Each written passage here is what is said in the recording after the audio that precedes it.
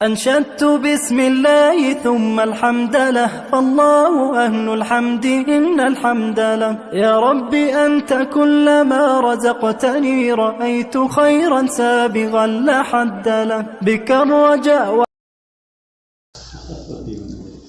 Okay, Bismillahirrahmanirrahim. Fundamentals of Nikah, Quran and Sunnah, and then number 2, understanding Nikah. Understanding Nikah. When we come to fundamentals of Nikah, Quran and Sunnah, this is the guidelines, this is the law, this is the structure and methodology of Islam. When in Nikah, we're looking at it from a very holistic view. You know, when it comes into marriage, nothing is black and white, especially when it comes to our women. But okay. Fundamentals of Nikah, we have the contract, validity of the Nikah, duties, responsibilities. We have the contract, validity of the Nikah, duties, responsibilities, nafaqah, marital discord, separation. This in a nutshell is what we would consider, or what is the build-up of our marriages. The contract, validity, these 5 things, so when a person gets married, these things are going to stare him in the face. These are what he's going to be faced with when he gets married and when he has the intention of marriage. So we put all this aside. Even we ask ourselves, when an individual wants to get married, why does he get married? When a youngster wants to get married, why does he want to get married? He himself, he won't know why he wants to get married. He doesn't have a proper and a clear indication or a proper understanding what this marriage entails. You think it's just a man and a woman come together and then love and fresh air, we will live on love and fresh air. He doesn't understand the consequences of what actually happens. So inshallah we will break all these things down for us. And then, how is Islam's Nikah structured? Number 1, we have the foundation of Islam, number 1, where we have the arkans of Islam are the fundamental basics which a marriage is dependent upon. So we break the 5 of it. Okay. Let me do this, right? So number 1, we will, I'm not going to go according to this formula, but the correct formula, the khutbah, the nikah, the acceptance and all those things, right? Bride representatives and spouses. So I'm going to jumble things up, but to make it easier, the accounts of marriage, number 1, we need a bride and we need a groom. So as you see there, spouses. Unfortunately in today's time, we have a problem. Unfortunately in today's time, we have a problem rising from this. Spouses does not mean a male and a male and a female and a female. It has to be a male and a female. And you can't adopt any pronouns you want to. You can't say you're a man, but you're using she and you're using them. It will be correct. And an imam can never perform a nikah for a male and a male and a female and a female. It will not be accepted. Government laws will not be accepted, but in the eyes of Allah subhanahu wa ta'ala, it will not be accepted. So you need a bride and you need a groom. And then representatives. Very important aspect when it comes to a representative. And I give you a practical example in today's time, where we have either the female is a revert into Islam, her entire background is a revert into Islam, her entire background, her family is Christian, and she's getting married to a Muslim family.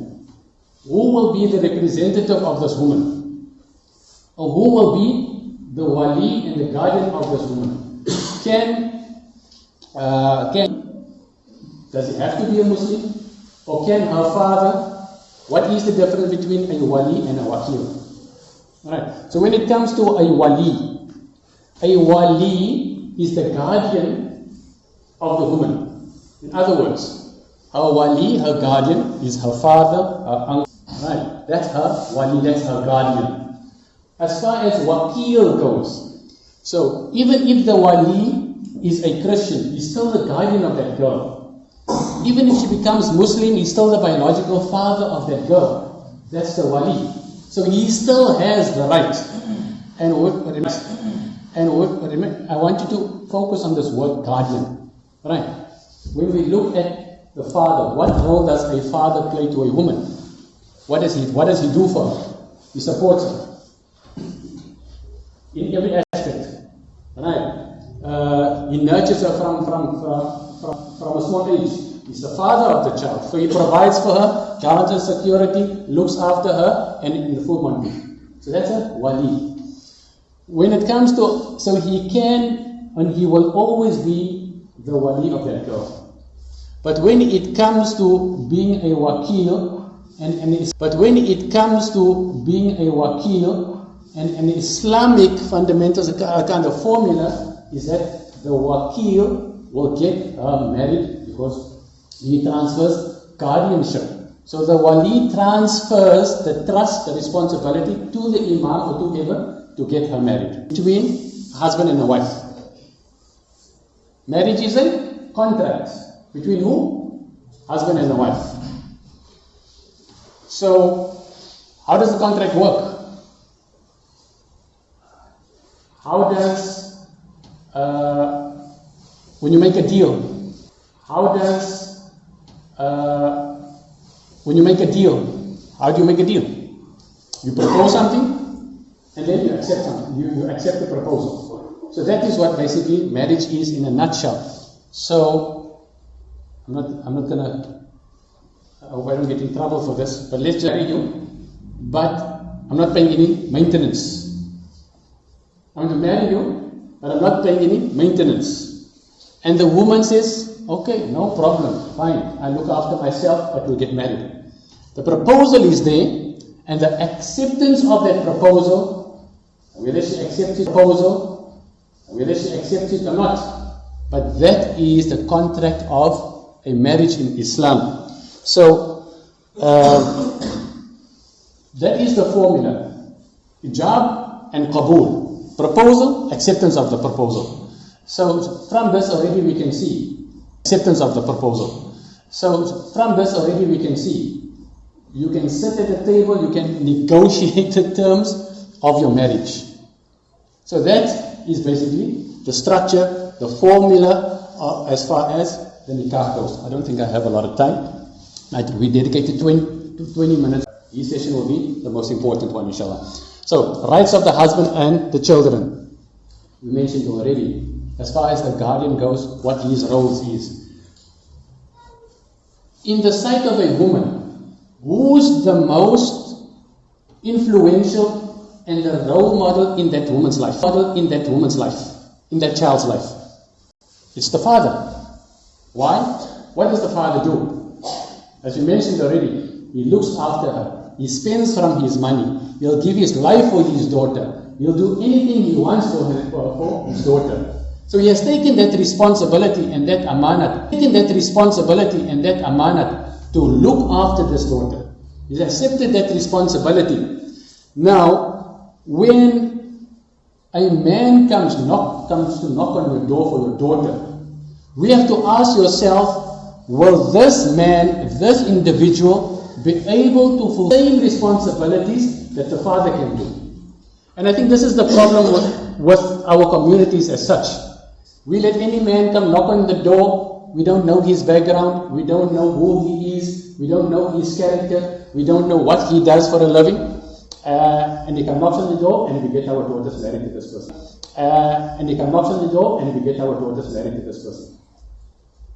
And we don't know whether he will accept this responsibility of looking after the woman like how a father will look after a woman. And whether he will accept these rights. And as far as Islam goes, marriage, it's, as they said, it's a workshop. Right? The man works and the woman shops. So, our responsibilities as far as being a husband goes, right? I give you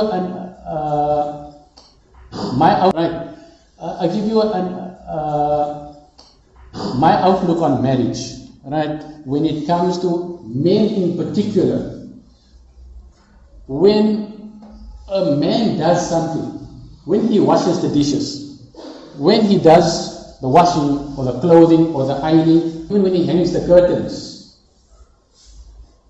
is he looking for praise from the wife? Does he want the wife to acknowledge him, to praise him, to boost his ego because he's doing it? Or is the husband doing it because it defines him as the husband and it defines him? So ask yourselves, why do we do things? Right? When the husband gets up to go to work every single day, for who he does it? He does it for his family, he does it for his wife. But is it defined that if I don't do it, I'm a less of a man, I'm a less of a man, I'm a less of a husband, I'm a less of a father? Is me being a father only dependent on how much money I bring home? Is me being a father only dependent on what car I drive, what clothes I wear, what watch I wear, how much I can buy things for my wife and for my children? Is it dependent on that? Will I only be a husband if I drive a certain car? If I bring my wife a pair of shoes every month? It's not dependent on that. It's dependent also on the rights that you fulfill in that. It's dependent also on the rights that you fulfill, and as Sharia goes, we have the minimal rights, right? We have the fard that you're supposed to do, and then after that, we have extra what we can go to. So maintenance, number one. What is maintenance? How does Sharia define maintenance? What is the bare minimum? And I don't think there's a maximum. So, in light of the Sharia, and I'm going to use it as a general term, right? Every individual has got certain levels. So I'm going to put my disclaimer here. We as men, we are not allowed to belittle our women, or we are not allowed to bring them down from a certain level which they are accustomed to. We are supposed to uphold their dignity, their stature, their status, and their importance in the family. If a woman is of luxury, unless they forgo it, but we as men are not allowed to bring them down. If a woman is used to driving a Mercedes Benz, example, you can't pull up there with a Toyota and say, okay, now I'll give you a Toyota. Unless she says yes. Unless she says yes. That's how it works. So with as far as what is nafaqah goes, if you can feed her, and if you can provide a roof over her head, or if you can sustain her with her private quarters, her own dwelling space, you provide her with the bare necessities for a woman. Toiletries, this and that. Makeup is not a necessity, right? So, as the provider also, we have to take this responsibility, and we have taken this responsibility, when we got married to this woman, to make sure that we keep her on that level. And we know rizq is in the hands of Allah subhanahu wa ta'ala. Yes, that we know. But the effort also we have to make. And we have to, as the providers, make sure that at least the bare basics, as the bare minimum goes, in covering that basics, right? We need to cover that basics.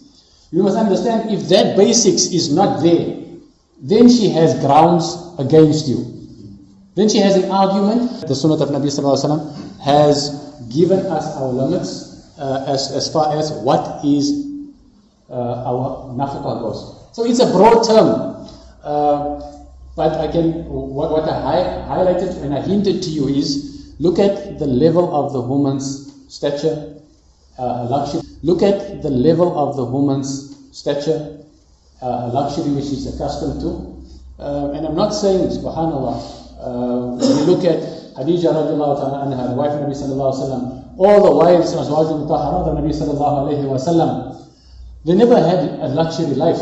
They forgone all luxuries, and Nabi sallallahu alayhi wa sallam survived on what they call aswadain, dates and water. So they can forgo it, and it's virtuous to do it, but that's as far as what is maintenance goes.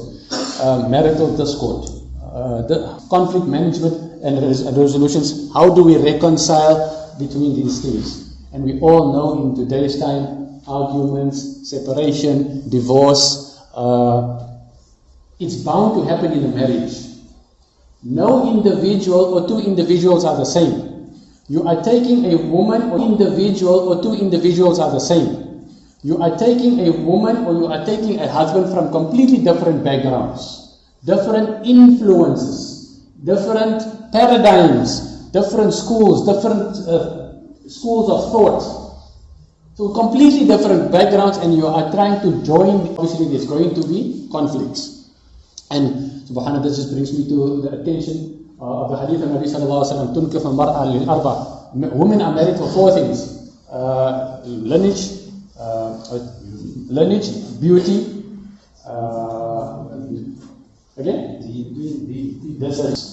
right. So women are married for different things, and because of the different backgrounds, there's going to be conflict. But how do we handle that conflict? What would justify the type of disputes? What would we consider something as valid when you argue? There's always going to be arguments. Now you're going to argue about what TV series you want to watch. Now you argue on something haram also. But it happens. Where are we going to eat on Eid by whose parents? And we've heard situations and scenarios where marriages break up because they don't know, or the husband says he's going to eat by his mother, and the wife says she's going to eat by her mother on Eid. It happens. So what would we consider as valued disputes, arguments, things that we can argue about, legitimate grounds as far as this argument goes? And a lot of people lose their cool and become very angry when the disputes happen. And how do we handle it with regards to always realize a person will be conflicted with any type of trauma that he's going through. If a husband and a wife is having an argument, don't make any decisions. Because you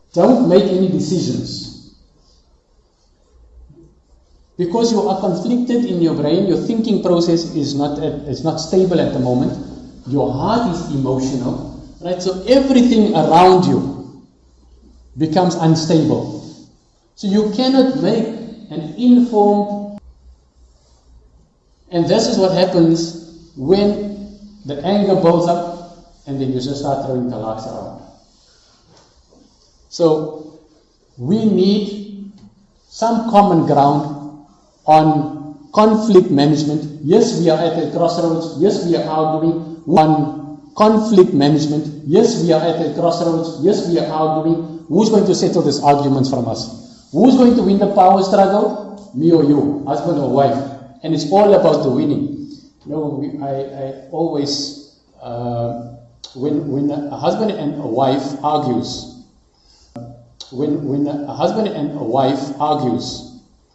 ask the individuals a question. Ask the husband and the spouse a question.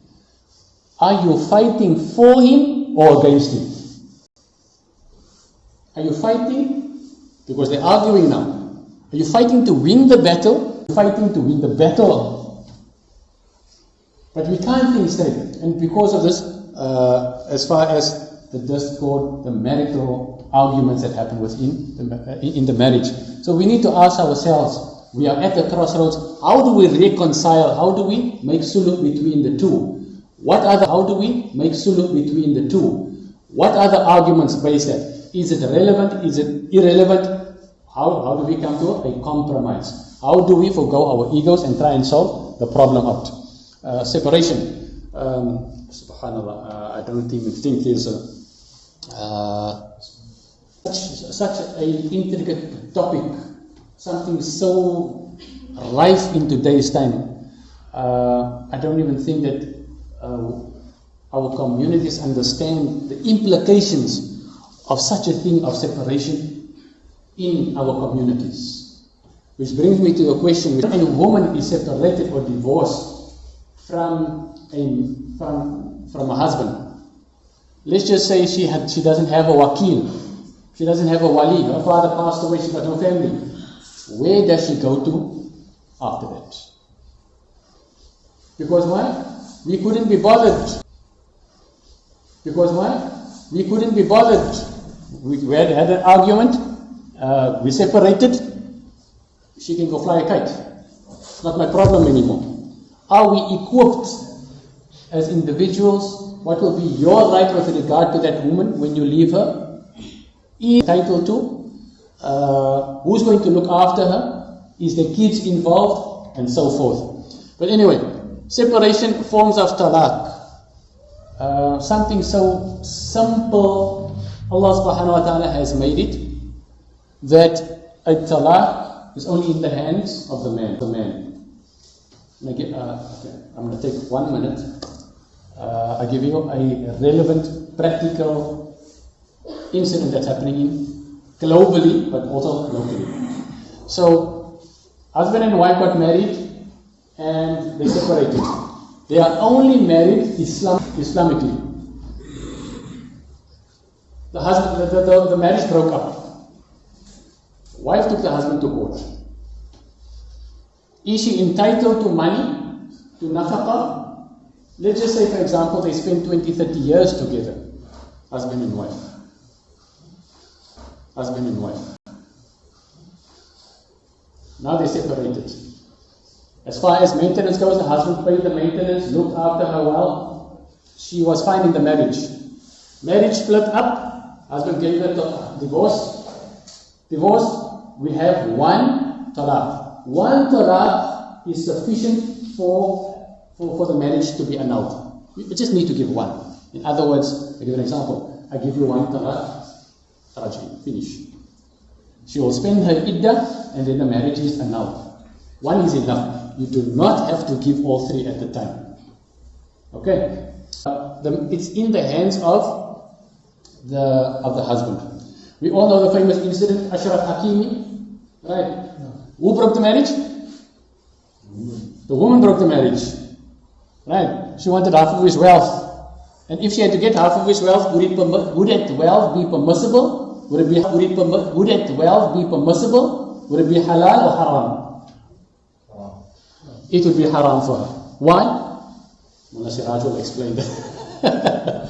So, remember, the husband's wealth is his wealth, but he has the responsibility and the duty to pay zakat. The woman's wealth is her wealth. So anyway, we're going, where are we now? Talaq, khul'a and fasakh. Those are the only ways that a marriage can be annulled. Khul'a and fasakh. Remember, it's not just that easy to get out of a marriage. It's easy for investigation, proper scrutiny. On what grounds are we going to give a talaq?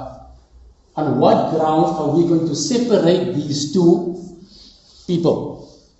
If there's children involved, what will be the repercussions? Because remember, a broken home results in a broken community. Because remember, a broken home results in a broken community. And a broken community results in a broken city. And a broken city results in a broken country. And a broken country results in a broken world. That's how it goes. That is the repercussions as far as separation goes. And in a separation, children suffer the most. Nobody wins in a separation. The rights during and after, as we mentioned. What is the rights for that woman? She gave you 30, 40 years of your life and you kicked her out. You were the only breadwinner in the house. is she entitled to something or not? What does Quran and what does the Sunnah say about it? Obligations, shari and morally, as we mentioned. وَآشِرُهُنَّ بِالْمَعْرُوفِ. You live with them with goodness. أَمْسِكُهُنَّ بِالْمَعْرُوفِ وَتَفْرِيقُ بِإِحْسَانٍ. Right. Quran and Sunnah is clear as far as the guidance goes. So look at this is the black and white as far as marriage goes. It runs much more deeper and it runs much more. It is a lot more intricacies as far as marriage goes. So this is a preamble. This is a precursor as marriage goes. So this is a preamble. This is a precursor as the details of what marriage actually is. Hopefully we'll have another program, something where we can actually go into depth as far as marriage goes. If you have any questions, keep it in mind, inshallah. When we have a Q&A, we can present it in there. We will have one of Siraj's presentations. صر يرجوك يا من لا ترد المسألة والختم بالصلاة دائما على محمد خير نبي أرسله.